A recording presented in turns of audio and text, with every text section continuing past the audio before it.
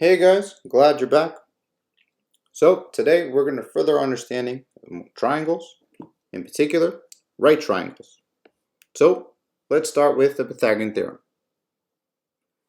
We know that a squared plus b squared is equal to the hypotenuse squared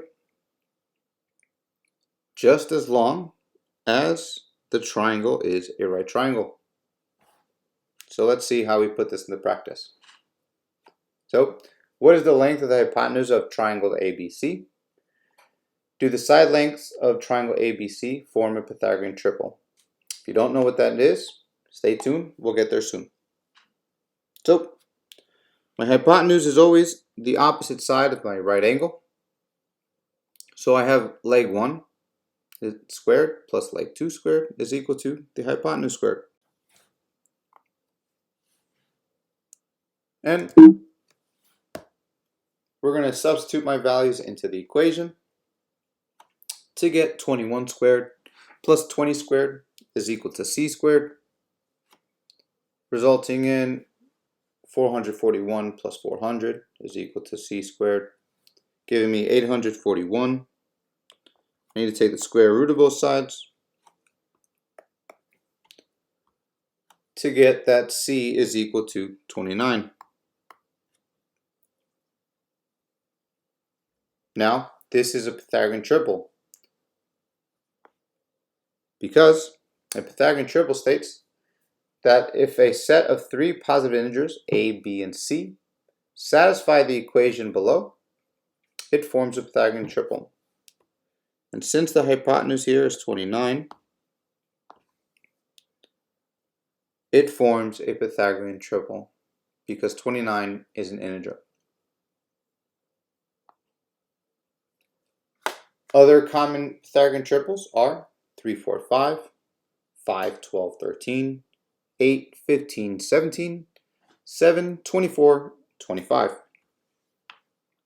What this means is, looking at the first one, if I have a right triangle,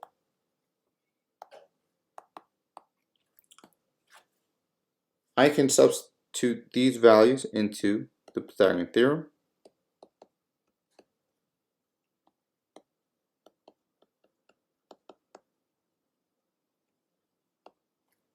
To get 9 plus 16 is equal to 25, and 25 is equal to 25. This checks. This works for every single triple you see here, and they're multiples, meaning 3 times x, 4 times x, 5 times x. The same multiple multiplied to 5, 12, 13, and so on.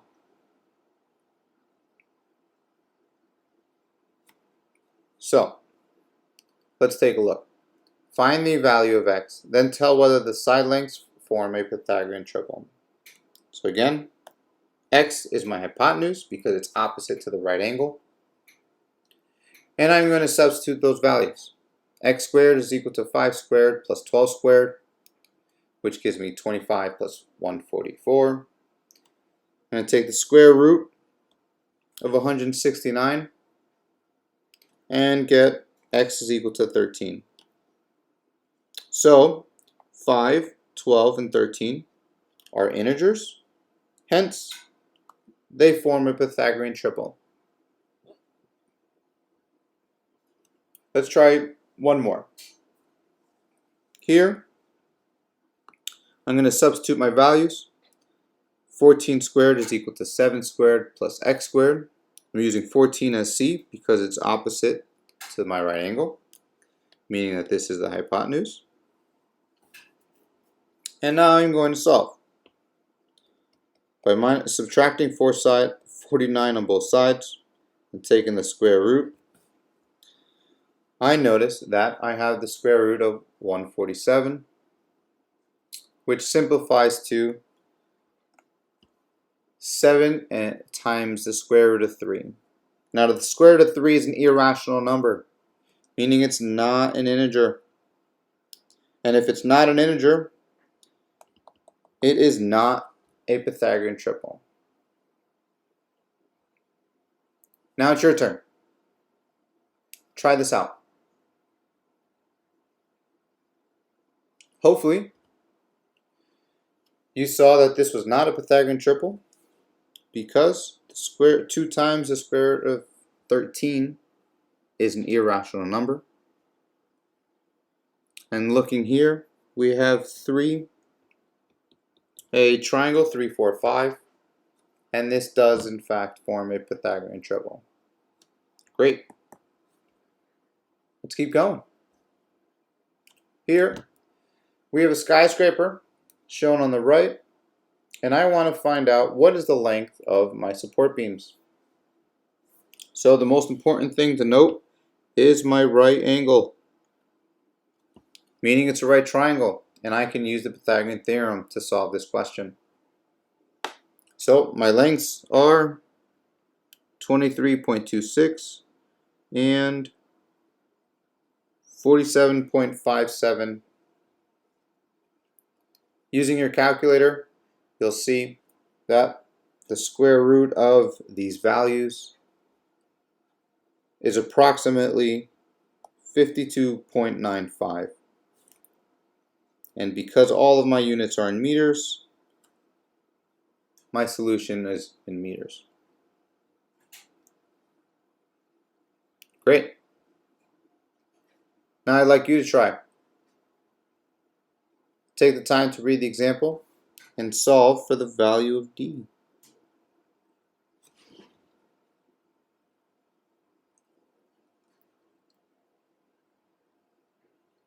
Great. You should have gotten about 3.32 feet. Let's keep going.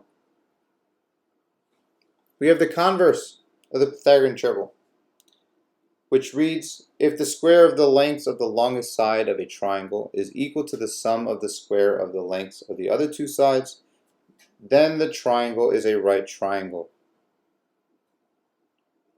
Now, a lot of times the definition or theorems or postulates sound confusing in words, so let's take a look at an example. Here I want to tell whether this is a right triangle. So this is the angle in question. Is that a right angle to make this triangle a right triangle? Let's find out. I'm going to substitute that into the Pythagorean theorem once again.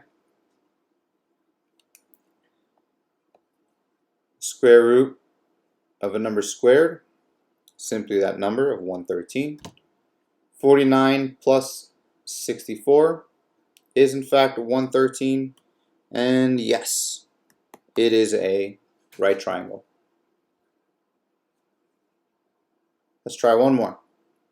Here, we want to know whether this is a right angle to make this a right triangle. So again, I'm going to substitute these values. Calculate as so. Notice that this squared applies to both multiples, the 4 and the square root of 95. Here, I have 16 times 95 is equal to 225 plus 1,296. And no, this does not satisfy my equation. Therefore, is not a right triangle. Awesome. Again, I'd like you to try. So take the time, write this problem down, and see what you get.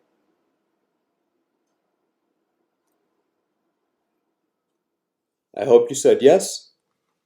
If you didn't, check your work, see if you made any mistakes, and check back. If you need to rewind the video, please do so.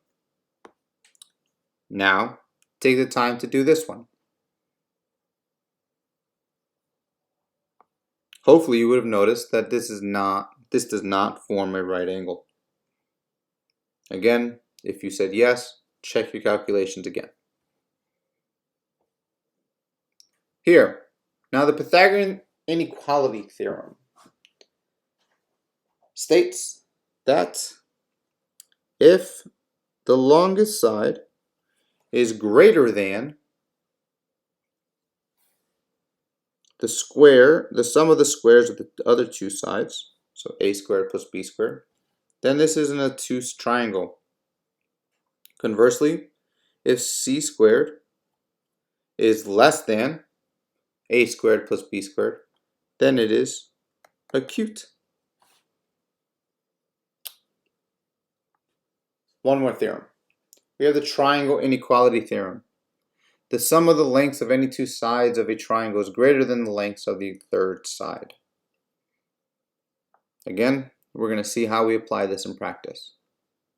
Simply stated, AB plus BC is greater than AC. AC plus BC is greater than AB. AB plus AC is greater than BC. Let's see why this is important. So, verify that the segments of lengths of 4.3 feet, 5.2 feet, and 6.1 feet form a triangle. Is the triangle acute, right, or obtuse? Well, let's see. Using the triangle inequality theorem, we see that 9.5 is greater than 6.1. Great. And 4.3 plus 6.1 is greater than 5.2. Perfect. And 5.2 plus 6.1 is greater than 4.3. Looking good. So the lengths 4.3, 5.2, and 6.1 form a triangle. Now we want to use the theorem that you see in the above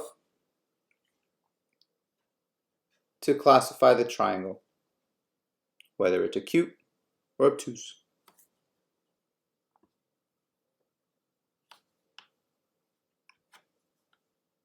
Here we want to compare c squared with a squared plus b squared.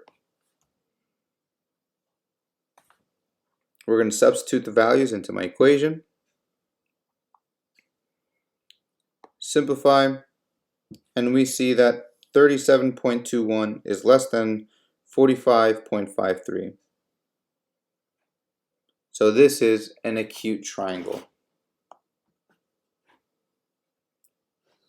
Because c squared is less than a squared plus b squared.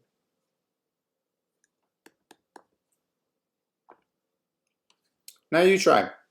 Verify that the segments with lengths of 3, 4, and 6 form a triangle. Is the triangle acute, right, or obtuse?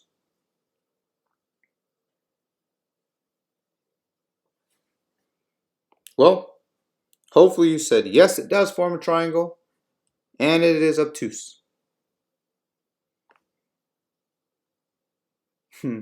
Verify that the segment with lengths of 2.1, 2.8, and 3.5 form a triangle. If it does, tell me whether it's acute, right, or obtuse. And hopefully you said yes, it is a right triangle. Now, let's get into special right triangles.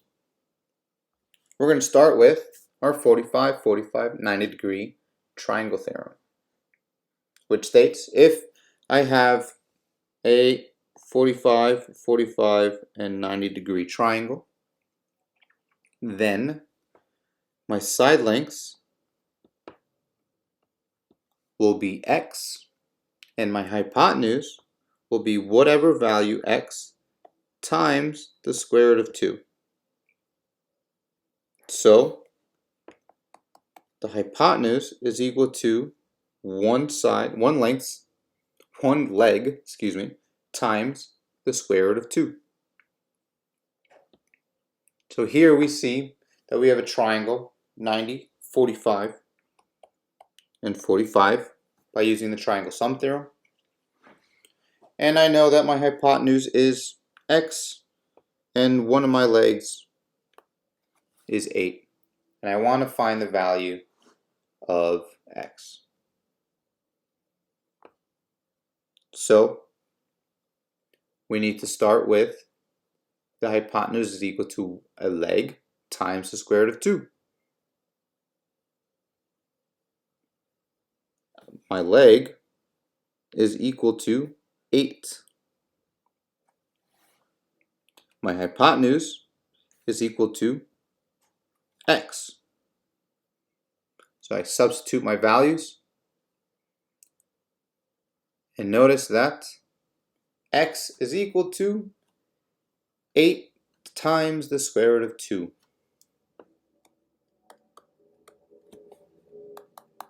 Simple, huh?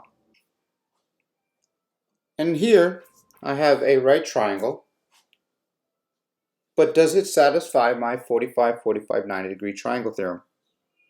Well, we have to refer back to what we've learned in previous months. I see that this line segment is congruent to this line segment. So, by the base angle theorem, this is a isosceles triangle, which means that my base angles are congruent. And by the triangle sum theorem, I know that this has to be 45 degrees. And now I can use my understanding of the 45, 45, 90 degree triangle theorem, which states that the hypotenuse is equal to the leg times the square root of 2. And my hypotenuse is 5 times the square root of 2, and my leg is simply x. Now, I'm going to divide the square root of 2 on both sides to solve for x. As so, square root of 2 divided by square root of 2 is 1. Square root of 2 divided by square root of 2 on the left is also 1, which means that x is equal to 5. If you were to see this automatically, you would know that x times the square root of 2 is the hypotenuse for a 45, 45, 90 degree triangle, which means that x had to have been 5. If you didn't see that automatically, don't worry, you always have the formula to solve for the values. Now here, I have another 45, 45, 90 degree triangle, and I want to find my leg. And I'm going to substitute in my values, and I know that 6 is equal to the square root of 2 times x,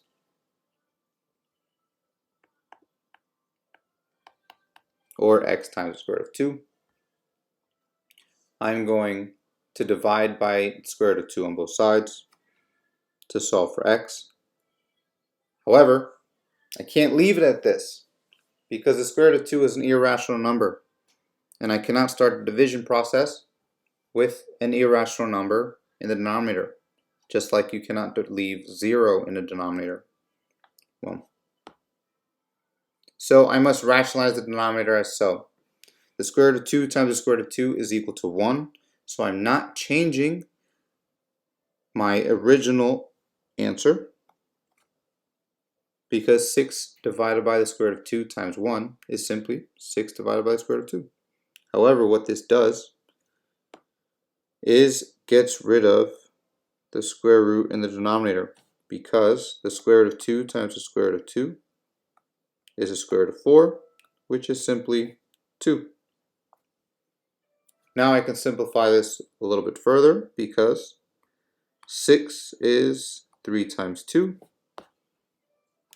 2 divided by 2 is 1, giving me x is equal to 3 times the square root of 2.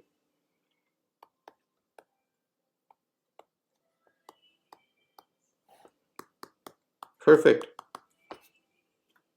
Now let's take a look at the other one, 30, 60, 90 triangles.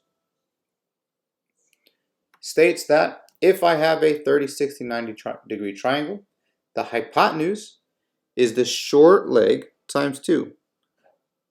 The short leg, in this case is x, times 2.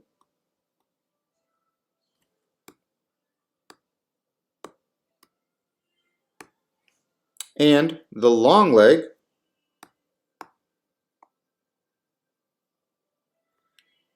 is the short leg again times the square root of 3. So let's see how we can put this into practice. Now we can try to figure out y.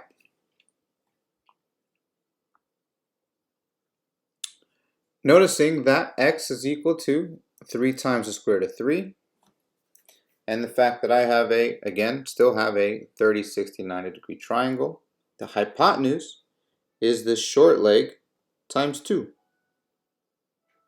So that is 3 times the square root of 3 times 2. It's supposed to be a 3.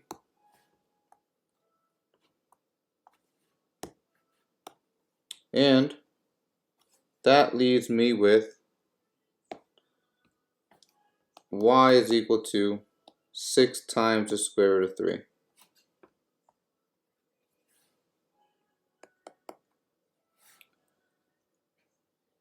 Now, I'd like you to try. Find the value of each variable, write your answer in simplest form. Number 1. Hopefully you got x is equal to 2, because for a 45, 45, 90 degree triangle, the hypotenuse is x times the square root of 2, and x in this case is equal to 2. Now, try this.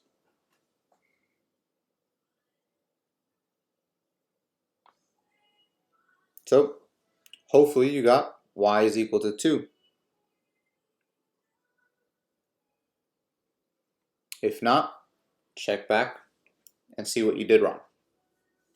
Number 3, I have a 30, 60, 90 degree triangle. What is the value of x? A hint, this is your longest leg.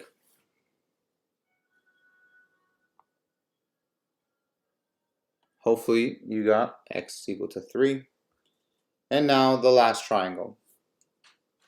I'd like you to find the height of my triangle.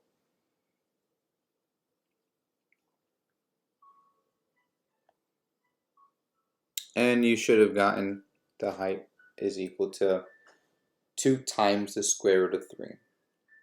Now let's do one more example. A tipping platform is a ramp used to unload trucks. How high is the end of an 80-foot ramp when the tipping angle is 30 degrees, 45 degrees? So, let's try it. When it's 30 degrees, that means it has to be a 30, 60, 90 degree triangle, which means that I can substitute the 80-foot ramp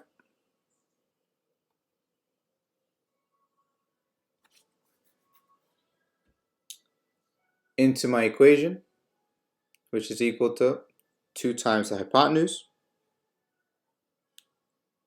Divide by 2 on both sides, and I get the height of my ramp